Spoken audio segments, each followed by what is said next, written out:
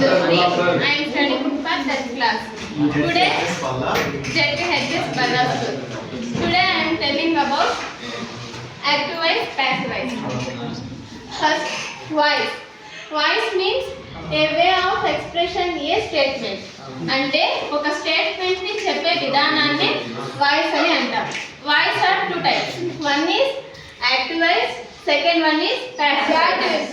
Active voice అంటే first starting వచ్చి subject start అవుతుంది, ఎండింగ్ వచ్చి ఆబ్జెక్ట్ తో ఎండ్ అవుతుంది.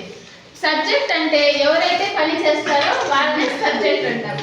ఆబ్జెక్ట్ అంటే ఆ పని ఫలితాన్ని ఎవరైతే అనుభవిస్తారో వాళ్ళని ఆబ్జెక్ట్ అంటారు. యాక్టివ్ వాయిస్ ఎగ్జాంపుల్ రామ కిల్లుడు రావణ.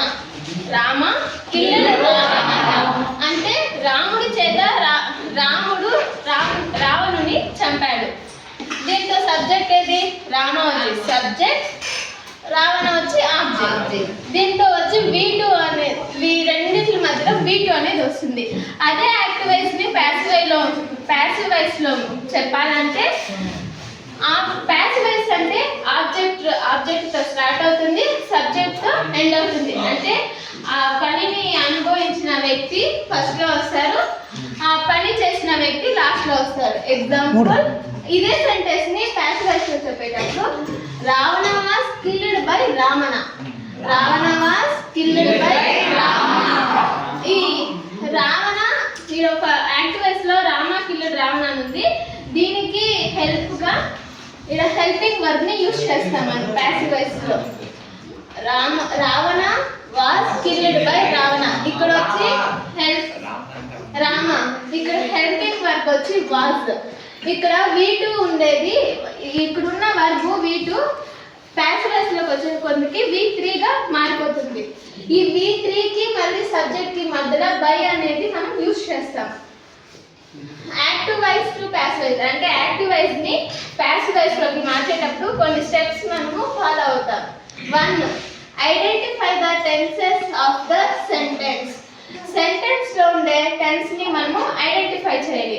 యాక్టివ్ వాయిస్ నుంచి ప్యాసివ్ వాయిస్ లోకి మార్చాలంటే టెన్సెస్ లో ఆ సెంటెన్స్ లో ఉండే టెన్సెస్ ని మనం ఫైండ్ అవుట్ చేయాలి.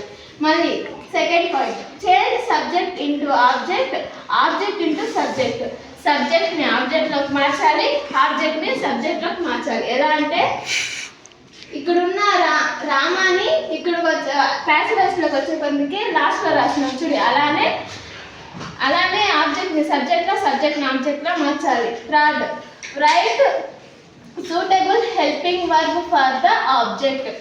ఆ ఆబ్జెక్ట్ కి తగిన హెల్పింగ్ వర్బ్ ని మనం యూజ్ చేయాలి. మళ్ళీ we should be only V3 in passive voice. Passive voice లో V3 ని మాత్రమే యూజ్ చేస్తాం. Next, after writing V3 we should use by. మనం V3 రాసిన తర్వాత బై ని యూజ్ చేయాలి. అప్పుడే ఆ సెంటెన్స్ అనేది ప్యాసివ్ వాయిస్ లోకి పూర్తిగా చేంజ్ అవుతుంది. మనము ఇక్కడ ఉన్న సబ్జెక్ట్ ని ఆబ్జెక్ట్ లో మార్చాలంటే దానికి ఇప్పుడు I ఉంటే మీగా మారుస్తాం, V ఉంటే హస్ గా మారుస్తాం, U ఉంటే U లానే మారుస్తాం. ఇక్కడ ఒకేలా U వచ్చినట్టే ఇక్కడ కూడా U గానే వస్తుంది. బై ప్లస్ U అదే బై దే ఉంటే ప్యాసివ్ వాయిస్ లోకి వచ్చేప్పటికి దెన్ అవుతుంది. హి ఉంటే హిమ్ గా మారుతుంది.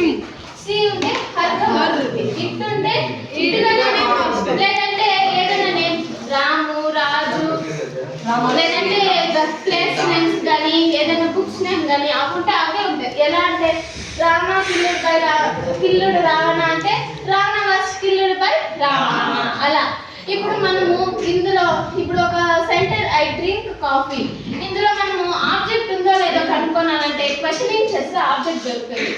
వాట్ ఇవి రెండు యూజ్ చేస్తే అప్పుడు ఆన్సర్ వచ్చిందంటే దాంట్లో ఆబ్జెక్ట్ ఉంది, అప్పుడు మనం ప్యాసివ్ వాయిస్ లోకి మార్చగలం. ఎలా అంటే ఇప్పుడు ఐ డ్రింక్ వాట్, నేను ఏమి తాగాను అంటే అప్పుడు ఏం తాగాను, కాఫీ. కాబట్టి ఆన్సర్ వచ్చింది కాబట్టి ఆబ్జెక్ట్ ఉంది, మనం ప్యాసివ్ వాయిస్ లోకి మార్చచ్చు. మళ్ళీ అదే ఇక్కడ చూడండి, రామ కిల్లుడు రావణ. రామ కిల్లుడు వాట్ ఆన్సర్, క్వశ్చన్ ఏమైనా ఆన్సర్ వస్తుందా? లేదు. అట్లనే ఆబ్జెక్ట్ లేదు వెళ్ళిపోకూడదు. నెక్స్ట్ హూమ్ ఉంది, హూమ్ యూజ్ చేయాలి.